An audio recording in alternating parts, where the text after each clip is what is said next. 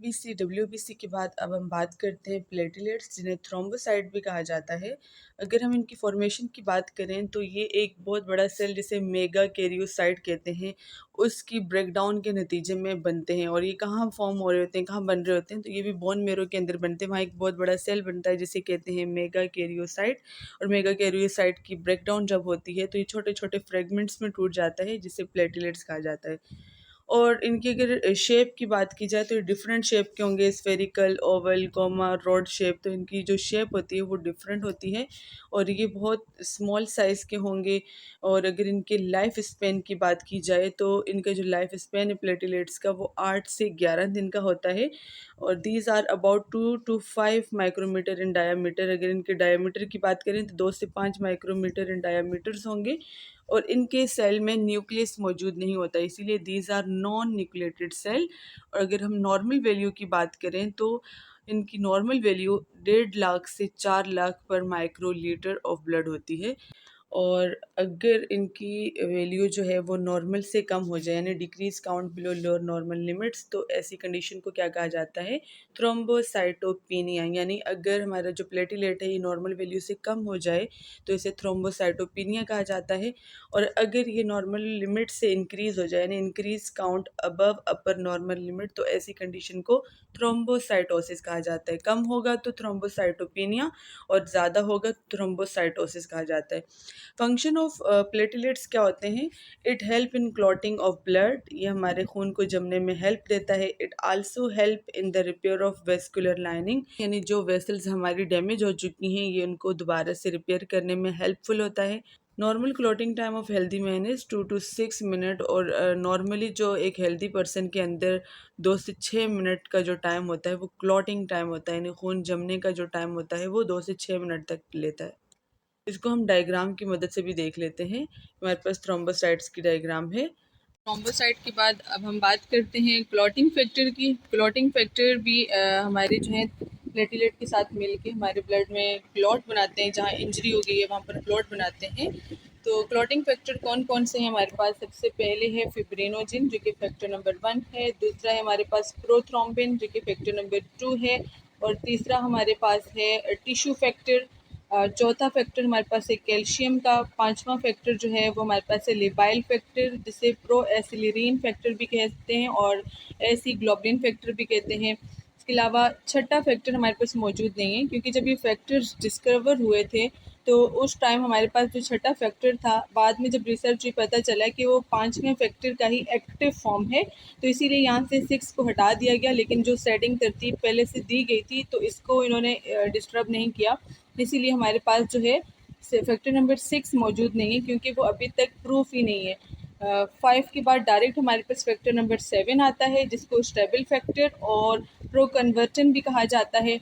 उसके बाद हमारे पास फैक्टर नंबर 8 आता है, जिसे एंटी हीमोफिलिक ग्लोबुलिन यानी AGH और एंटी हीमोफिलिक फैक्टर A कहा जाता है। उसके बाद हमारे पास फैक्टर नंबर 9 आता है, जिसे क्रिसमस फैक्टर कहा जाता है, या फिर plasma thromboplastin component anti haemophilic factor PTA कहा जाता है। उसके बाद फैक्टर नंबर 10 आता है, जिसे स्टुअर्ट प्रोवर फैक्टर कहते हैं। और उसके अलावा हमारे पास फैक्टर नंबर 11 है, जिसे प्लाज्मा थ्रोम्बोप्लास्टिन एंटीसीडेंट यानी PTA या फिर एंटी हीमोफिलिक फैक्टर C कहा जाता है। उसके बाद हमारे पास फैक्टर नंबर 12 आता है, जिसे हेजमैन फैक्टर कहा जाता है। और फिर लास्ट में हमारे पास फैक्टर नंबर 13 है, जिसे फाइब्रिन स्टेबलाइजिंग फैक्टर कहा जाता है। अच्छा, इनमें हमारे पास जो विटामिन के है वो बहुत ज़्यादा ज़रूरी है। Factor number 2, factor number 7, factor number 9 और फैक्टर नंबर 10 की सिंथेसिस के लिए, इनको बनाने के लिए जो हमारे पास विटामिन के होता है वो बहुत ज़्यादा ज़रूरी है। तो ये तमाम हमारे पास क्लॉटिंग फैक्टर हैं। क्लॉटिंग फैक्टर के बाद अब हम बात करते हैं प्लाज्मा प्रोटीन की। प्लाज्मा प्रोटीन हमारे पास प्लाज्मा में मौजूद होती हैं और इनमें सबसे ज़्यादा जो होती है वो हमारे पास एल्बुमिन प्रोटीन होती है। अगर हम इसकी परसेंटेज की बात करें तो 60% हमारे पास एल्बुमिन मौजूद होती है। ये बनती कहाँ पर है? ये लिवर में बनती है। एल्बुमिन का फंक्शन क्या होता है, जो हमारी ब्लड कैपिलरीज होती हैं उनके अंदर क्लोराइड ऑस्मोटिक प्रेशर को ये मेंटेन करके रखता है। लेट सपोज ये हमारे पास ब्लड कैपिलरी है और ये हमारे पास टिश्यूज़ हैं, तो कैपिलरीज के अंदर से हमारे पास जो न्यूट्रिएंट्स हैं, ऑक्सीजन है, तो यहाँ कैपिलरीज से क्या होती हैं वो टिश्यूज़ तक ट्रांसफ़र होती हैं। और इस कैपिलरी के अंदर फ्लूइड भी मौजूद होता है। फ्लूइड मीन इसमें वाटर होगा, और वो जो वाटर है वो लीक करके ज़्यादा हमारे टिश्यूज़ तक ना आ जाए और एक बैलेंस बरकरार रहे। अगर ये फ्लूइड यहाँ से ज़्यादा लॉस होकर हमारे टिश्यूज़ तक चला जाएगा तो यहाँ पर ओडिमा हो जाएगा, यानी फ्लूइड जो है वो एक्यूमुलेट हो गया टिश्यू के अंदर। तो ये ज़्यादा फ्लूइड हमारे जो टिश्यूज़ हैं उन तक ना चला जाए और ये कैपिलरी के अंदर ही इस प्रेशर को मेंटेन करके रखा जाए। तो इसके लिए हमारे पास जो एल्बुमिन प्रोटीन है वो अहम रोल अदा करती है। एल्बुमिन क्या करती है, यहाँ से वाटर के साथ बाइंड हो जाती है और उसे कैपिलरीज के अंदर से टिश्यूज़ तक आने से प्रिवेंट करती है और बहुत लिमिटेड अमाउंट में वहाँ से फ्लूइड हमारे टिश्यूज़ तक पहुँचता है। तो जिसकी वजह से क्या होता है, कैपिलरी के अंदर ऑस्मोटिक प्रेशर जो है वो मेंटेन रहता है। तो ये हमारे पास एल्बुमिन का फंक्शन है। दूसरे नंबर पे हमारे पास है ग्लोबुलिन। ग्लोबुलिन जो हमारे पास 3 तरह की होती है, alpha globulin, beta globulin, gamma globulin. तो अगर हम इसकी परसेंटेज की बात करें तो 36% इसकी अमाउंट होती है हमारे पास टोटल, और ये भी लिवर में बनती है। अल्फा एंड बीटा ग्लोबुलिन जो है इनका क्या फंक्शन है, ट्रांसपोर्ट करते हैं lipid and fat soluble vitamin, और जो गामा ग्लोबुलिन है ये हमारे पास एंटीबॉडी को कॉन्स्टिट्यूट करवा रही होती है, यानी constitute a type of antibody जो कि इन्फेक्शन से प्रिवेंट कर रही होती है। उसके अलावा फिब्रिनोजिन है हमारी अहम प्रोटीन, प्लाज्मा प्रोटीन, जो कि अगर हम इसकी परसेंटेज की बात करें तो 4% है। बनती कहाँ है, ये भी लिवर में बनती है और इसका क्या काम होता है, ब्लड कोगुलेशन में हेल्प करना। प्लाज्मा प्रोटीन के बाद हम कुछ नॉर्मल वैल्यूज़ की बात करेंगे, जिनमें हम सबसे पहले आरबीसी की बात करते हैं। तो आरबीसी की अगर मेल के अंदर देखा जाए तो 4.7 से लेकर 6.1 मिलियन सेल्स पर माइक्रोलीटर ये आरबीसी नॉर्मल मेल के अंदर मौजूद होते हैं, और फीमेल में कितना होगा, 4.2 से लेकर 5.4 मिलियन सेल्स पर माइक्रोलीटर। उसके बाद हम बात करते हैं हीमोग्लोबिन की। हीमोग्लोबिन मेल के अंदर नॉर्मल रेंज की कितनी होती है, 13.8 से लेकर 17.2 ग्राम पर डेसीलीटर, और फीमेल में कितनी होगी, 12.1 से लेकर 15.1 ग्राम पर डेसीलीटर। उसके बाद हम बात करते हैं हीमेटोक्रिट की। हीमेटोक्रिट का दूसरा नाम भी होता है पैक्ड सेल वॉल्यूम, यानी पीसीवी कहा जाता है, और ये मेल के अंदर कितनी है, 40.7 से लेकर 50.3%, और फीमेल के अंदर कितनी है, 36.1 से लेकर 44.3%।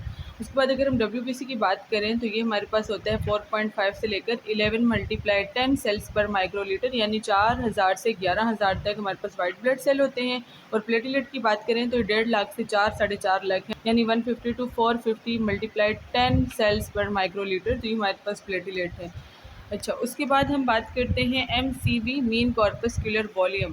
MCV जो हमारे पास क्या होता है, ये average volume of red blood cell, यानी सिंगल रेड ब्लड सेल की अगर हम बात करें तो उसका कितना वॉल्यूम होगा, तो वो नॉर्मल वैल्यूज़ होगी MCV की 80 से लेकर 100 फेम्टोलीटर, यानी 80 to 100 फेम्टोलीटर सिंगल RBC का ब्लड वॉल्यूम होगा। और अगर ये 80 से लो होगा तो इसको हम माइक्रोसाइटिक बोलेंगे, और अगर ये 100 से ज़्यादा होगा तो इसे हम मैक्रोसाइटिक बोलेंगे, और अगर ये 80 to 100 के दरमियान का होगा तो इसे नॉर्मल सेल कहा जाता है, जिसे नॉर्मोसाइटिक कहते हैं। उसके बाद हम बात करते हैं मीन कॉर्पस्कुलर हीमोग्लोबिन यानी MCH।